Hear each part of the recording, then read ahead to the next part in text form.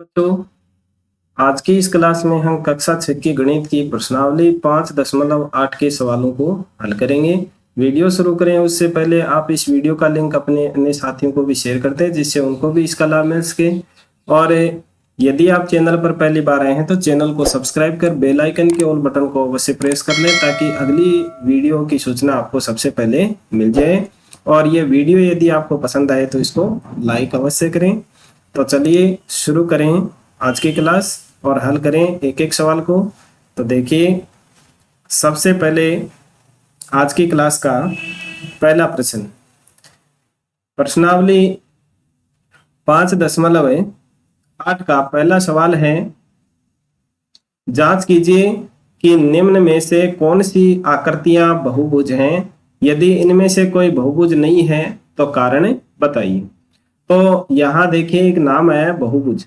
सबसे पहले आपको बहुभुज किसे कहते हैं इसकी परिभाषा आनी चाहिए। यानी ऐसी आकृति जो कई भुजाओं से मिलकर के बनी हुई हो। कई का मतलब यानी दो से ज्यादा होनी चाहिए, क्योंकि दो भुजाओं से किसी भी बहुभुज का निर्माण हम नहीं कर सकते हैं। तीन या तीन से अधिक भुजाओं से बनी हुई बंद आकृति को बहुभुज कहते हैं। यह बहुभुज की परिभाषा है, यह आपको याद होनी चाहिए। अब देखिए, इस परिभाषा को इनमें लगा करके देखते हैं। जिसमें ये सटीक बैठती है वो तो बहुभुज है, और जिनमें सटीक नहीं बैठती है वह बहुभुज नहीं है। तो जो पहली आकृति है उसमें देखिए कई भुजाएं तो हैं, लेकिन ये बंद नहीं है। यानी ये सिरा इसका खुला हुआ है और ये सिरा इसका खुला हुआ है, तो यह बहुभुज नहीं है। नंबर ए है, उसका आंसर आप क्या लिखेंगे? यह बहुभुज नहीं है। अब क्यों नहीं है इसका कारण देना है, क्योंकि यह बंद नहीं है, बंद नहीं है। तो यह हो गया इस पहली आकृति का आंसर।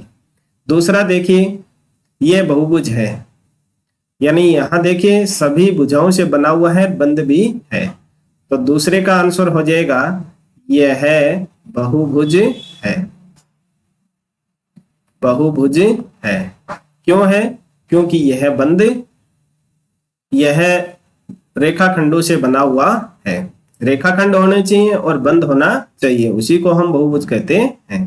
तो इसका कारण क्या लिखेंगे? यह बहुभुज है क्योंकि यह रेखाखंडों से बना हुआ है, रेखाखंडों से बना है। अब इसी तरह से बाकी के जो भी और हैं उनके सबके आपको लिखने हैं।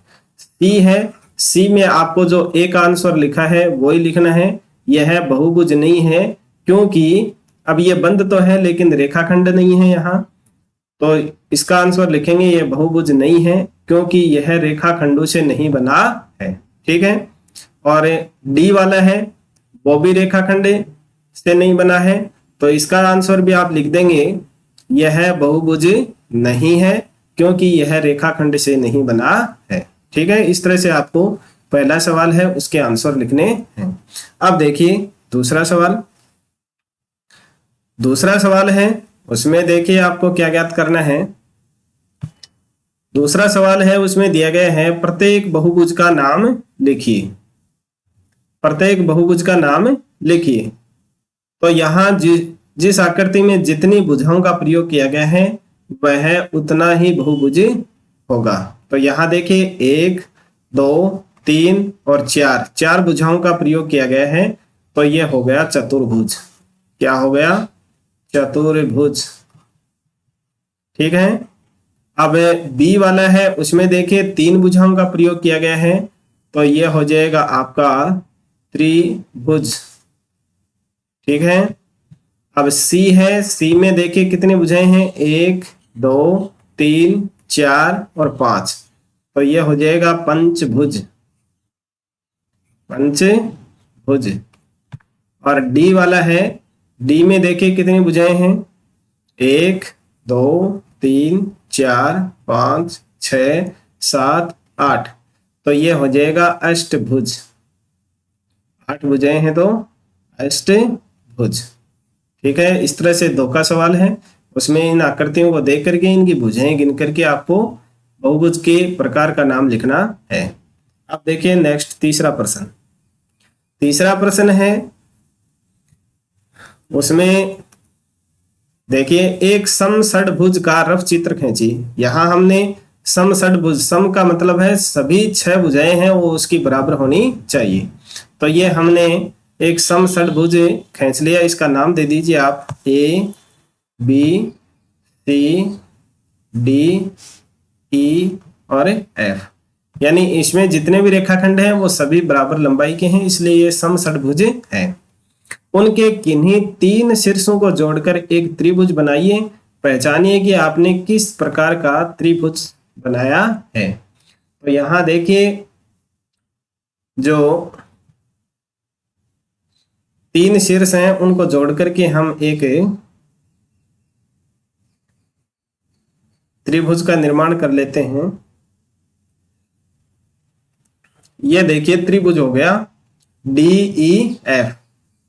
तो ये देखिए किस तरह का त्रिभुज है ये हमें पहचानना है, क्योंकि ये समषड्भुज है इसलिए इसकी ये दोनों भुजाएं बराबर हैं। तो ये कौन सा त्रिभुज हो गया? ये होगा आपका समद्विबाहु त्रिभुज। समद्विबाहु त्रिभुज।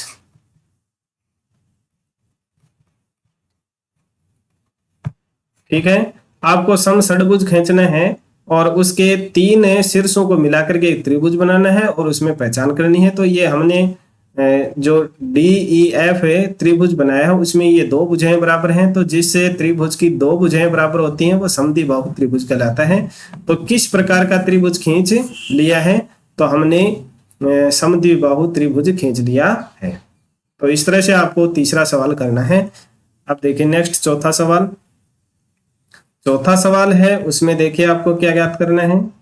एक सम अष्टभुज का रफ चित्र खींचिए। जिस तरह से सम षड्भुज का खींचा उसी तरह से अष्टभुज यानी 8 भुजाओं वाला और 8 भुजाएं हैं वो उसकी बराबर होनी चाहिए। यदि आप चाहें तो वर्गांकित कागज का प्रयोग कर सकते हैं, यानी जो ग्राफ पेपर होता है उसके ऊपर भी इसको खींच सकते हैं आप, और अगर आप सीधा खींचना चाहिए तो वैसे भी खींच सकते हैं। तो ये देखिए हमने सम अष्टभुज यहाँ खींच लिया है। इसका भी आप नाम दे दीजिए A B C D E F G और एच। ये एक सम अष्टभुज हो गया। अब इसमें क्या करना है, हमें इस अष्टभुज के ठीक 4 शीर्षों को जोड़कर एक आयत खींचिए। तो देखिए आयत इस कौन कौन से शीर्षों को मिलाने से बनेगा। जी को डी से मिला दीजिए आप। ये जी है, इसको हम मिला देते हैं डी से। ये डी से मिला दिया, और इसी तरह से हम मिला देते हैं एच को सी से। ये एच है, इस सी को मिला दीजिए। तो अब यहां देखिए ये बीच में जो आकृति बनी है वो आयत की बन गई। कौन सा बना है इसमें आयत? यहां से कर लीजिए C D G H, C D G H, ये बन गया आपका आयत। तो इस तरह से आपको ये चौथा सवाल है करना है। कुछ भी नहीं करना, अष्टभुज बनाना है, 4 शीर्षों को मिलाकर के एक आयत की आकृति बनानी है। इसके अलावा आप जो एफ है उसको ए से भी मिला सकते हैं, वो भी आयत बन जाएगा। और ये एफ और ए को मिलाएंगे और ई और बी को मिलाएंगे तो भी आयतें बना सकते हैं। इस तरह से 2 आयत आप इसमें बना सकते हैं। और इसके अलावा भी अगर आप एच को ई से मिला दें और ए को डी से मिला दें तो भी आयत बन जाएगा। और जी को किससे मिला दें, यहाँ पे एफ को सी से मिलाएं और जी को बी से मिलाएं तो ये इस तरह भी आयत बन जाएगा। यानी आप किसी भी तरह से इसमें आयत है वो बना सकते हैं। आपको केवल 2-2 शीर्ष हैं उनको बनाना है, देखना है कि आप किस तरह से आयतें बना सकते हैं। ठीक है, देखिए नेक्स्ट है 5 का सवाल।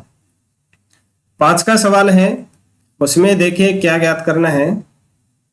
5 का सवाल है, उसमें दिया गया है किसी बहुभुज का विकिरण उसके किन्हीं दो शीर्षों, जो यानी आसन शीर्ष होते हैं, उनको छोड़ करके जोड़ने से प्राप्त होता है, यह इसकी भुजा नहीं होती है। यानी जो विकिरण खींचते हैं वो उस बहुभुज की भुजा नहीं होती है। एक पंचभुज का रफ चित्र खींचिए और उसके विकिरण खींचिए।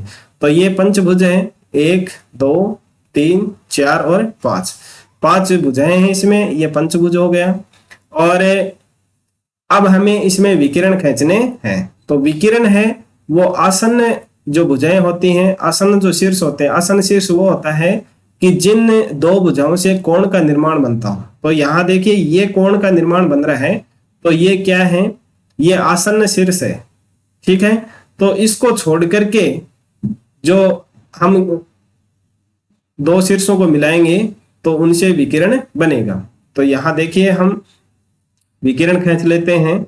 जैसे यहाँ ये बिंदु है, इसको हम मिला देते हैं इससे, तो ये हो गया एक विकिरण, ठीक है। सबसे पहले इसका नाम दे दीजिए आप, ए बी सी डी ई, ठीक है। तो यानी ए डी। देखिए दूसरा विकिरण खींचते हैं हम। दूसरा इस बी को मिला दीजिए ई से, ये बी है, इसको हमने मिला दिया ई से, इसको हटा देते हैं एक बार, सीधा नहीं खींचा गया है।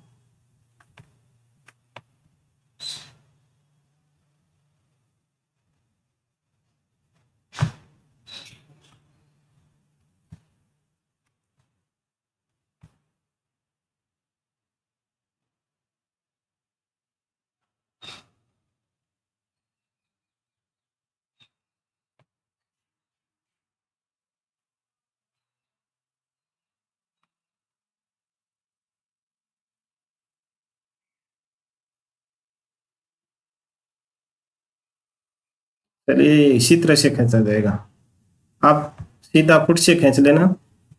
तो ये एक हो जाएगा बीई। अब इसी तरह से अन्य और खींच लीजिए आप, जितने विकिरण खींचे जा सकते हैं आप खींच लीजिए। एक ई से सी के ऊपर विकिरण खींच देंगे,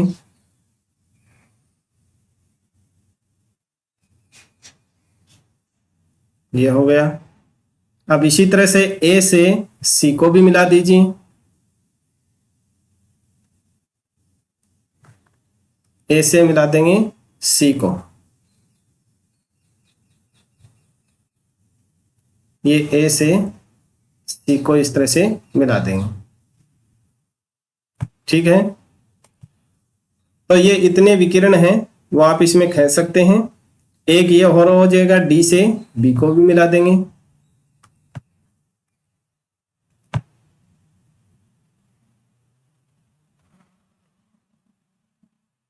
ये इस तरह से मिला देंगे डी को। तो इस तरह से आपको इसमें विकिरण खींचने हैं। अब इसके अलावा और कोई विकिरण इसमें आप नहीं खींच सकते। तो इस तरह से आपको ये 5 का सवाल है वो हल करना है।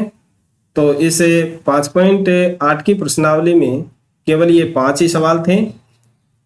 आशा है आपको ये सारे सवाल हैं वो अच्छे से समझ में आ गए होंगे। वीडियो आपको पसंद आया होगा तो इसको लाइक कर दीजिए, अपने अन्य साथियों को शेयर कीजिए। किसी भी प्रश्न में यदि कोई डाउट है तो कमेंट करके अवश्य बताएं। वीडियो को छोड़ने से पहले चैनल को सब्सक्राइब करना ना भूलें। मिलते हैं अगली क्लास में अगली प्रश्नावली के सवालों को लेकर के। तब तक के लिए नमस्ते, टेक केयर। इस वीडियो को देखने के लिए आप सभी का धन्यवाद।